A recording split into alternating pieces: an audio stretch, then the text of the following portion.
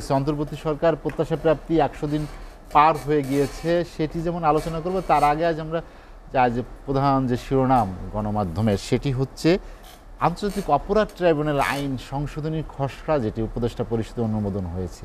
সেখানে সবচেয়ে আলোচনায় যেটি ছিল যে আওয়ামী লীগ বা ১৪ দল যারা এর আগে সরকারে ছিলেন, তাদের সহযোগী হিসেবে বলা হচ্ছিল, তাদেরকে নিষিদ্ধের যে একটি দাবি ছিল সেটি অনেকটা অন্তর্ভুক্ত করার কথা ছিল, অন্তত ১০ বছরের জন্য তারা যাতে আর রাজনীতিতে না থাকে। কিন্তু সবশেষ আপডেট হচ্ছে যে এই বিধানটি আসলে শেষ পর্যন্ত রাখা হয়নি, এই সংশোধনীটা বাদ দেওয়া হয়েছে। আপনার কি মনে হয় যে অন্তর্বর্তী সরকার তার পথ পরিক্রমায় ক্রমাগতভাবে কি চাপের মুখে পড়ছেন কিনা? জি, আপনাকে ধন্যবাদ।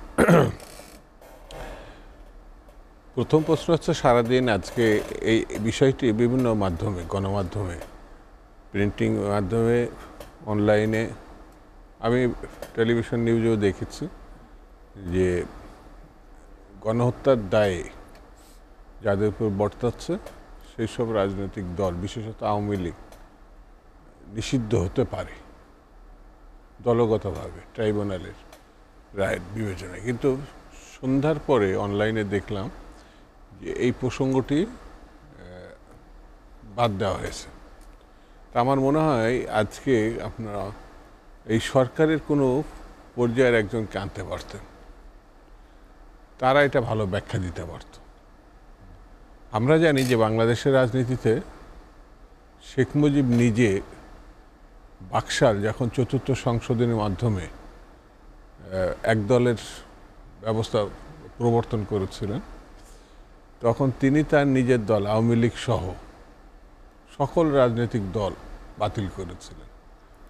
নতুন একটি রাজনৈতিক দল তিনি তৈরি করেছেন, বাংলাদেশ কৃষক শ্রমিক আওয়ামী লীগ, যেটা সংক্ষেপে বাকশাল। পরবর্তীতে তিনি সপরিবারে নিহত হওয়ার পরে বাকশালী বা একদল ব্যবস্থা বাতিল হয়ে যায়। কিন্তু পরবর্তী সরকার বাকশালকে বাতিল করে নাই দলগত দল হিসাবে। এটা আব্দুর রাজ্জাকের নেতৃত্বে অনেক পরে এটা পুনর্গঠন হয়েছিল।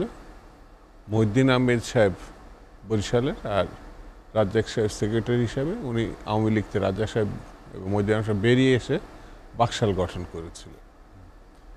এবং একটা নির্বাচনও তারা কয়েকজন বাকশাল থেকে মনোনীত হয়ে একটা জোটের থেকে নির্বাচিত হয়েছিলেন, সম্ভবত ৯১ সালে ৫টি আসন, এরকম বোধহয় ৯১ সম্ভবত। কিন্তু ঘটনাক্রমে পথ পরিক্রমায় এই বাকশাল আর এখন দেখা যায় না।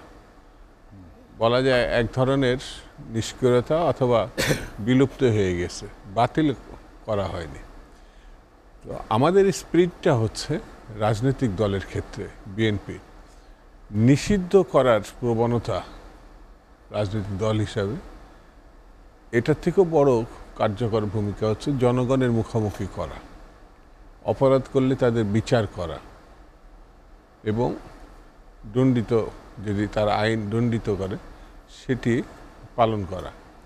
কিন্তু দলগতভাবে যে নিষিদ্ধের প্রসঙ্গটিতে আসছে, বিএনপি চেয়ারপারসন, প্রতিষ্ঠাতা চেয়ারপারসন শহীদ জিয়া রহমান বিএনপি প্রতিষ্ঠার আগেই তার শাসনকালে তিনি তার সময়ে এই সকল রাজনৈতিক দল, যেটা শেখ মুজিব সাহেব নিষিদ্ধ করেছিলেন, মানে উনি সপরিবারে নিহত হওয়ার পরে খন্দকার মোস্তাক, তারপরে ৩রা নভেম্বর, তারপরে ৭ই নভেম্বর, এই যে পথ পরিক্রমায় একটা সময় পিপিআর-এ আন্ডারে সকল রাজনৈতিক দল অনুমোদন, মানে সরকারিভাবে অনুমোদন নেওয়ার দরকার, তখনও বিএনপির প্রতিষ্ঠা হয়নি।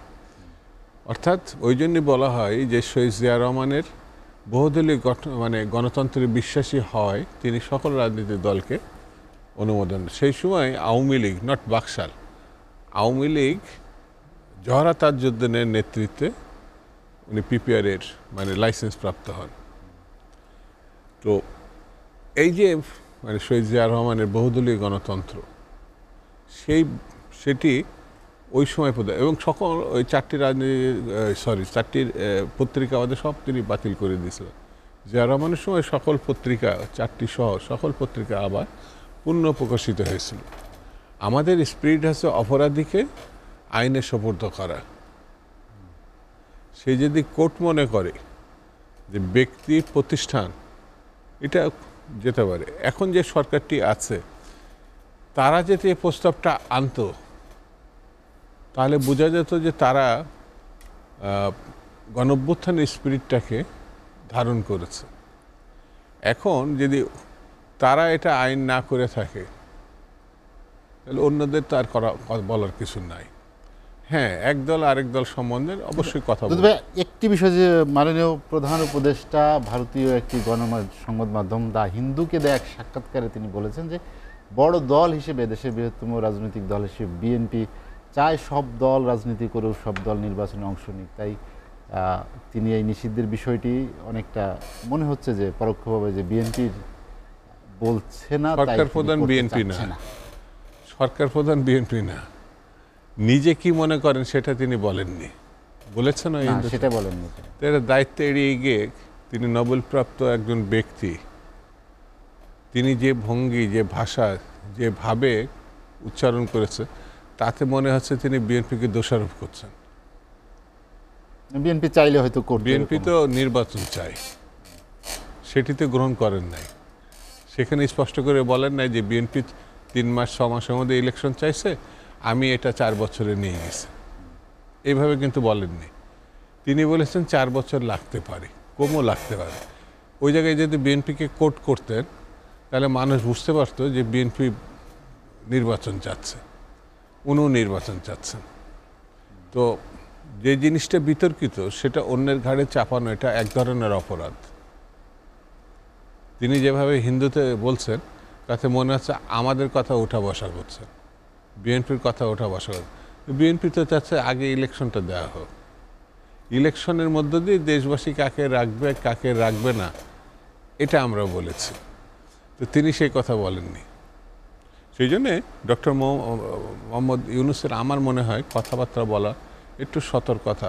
অবশ্য তিনি রাজনীতির লোক না, সেটা আবার স্বীকার করেছেন, কিন্তু যে চেয়ারে বসছেন এটা নোবেল প্রাইজের চেয়ার না, এটা রাজনীতির চেয়ার, এটা আবার তাকে মনে রাখতে হবে, তাহলে জটিলতা এড়ানো সম্ভব হবে। আরেকটি বিষয় যেমন আপনাদের সঙ্গে একটি মতবিরোধ হয়েছে, সেটি হলো সরকারের মেয়াদ প্রসঙ্গে। তিনি বলেছেন যে নির্বাচিত সরকারের মেয়াদ 5 বছর থেকে কমিয়ে এটা 4 বছর। না, এটা পরে আবার তার বিশেষ সহকারী বলেছেন, তিনি এই কথা বলেননি, আমি পত্রিকাতে দিয়েছি। 4 বছর থাকবেন তা বলেননি, কিন্তু নির্বাচিত যে সরকার আসবে যেটি সাংবিধানিক মেয়াদ এখন 5 বছর, সেটিকে কমিয়ে 4 বছর। এটা ভালো করে, আপনি সংবাদ মাধ্যমের লোক, আপনি সাংবাদিক, আমি একসময় সাংবাদিকতা করছি, এখন রাজনীতিতে।